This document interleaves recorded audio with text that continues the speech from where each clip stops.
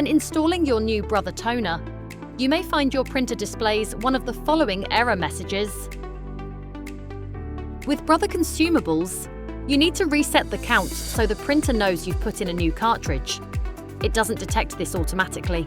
In this video, we'll cover how to fix this for your machine.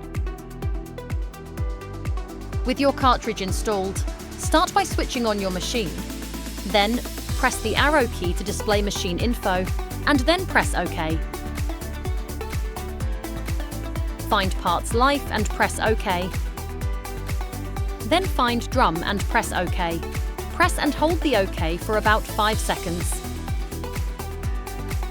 Press the up arrow to reset the drum counter.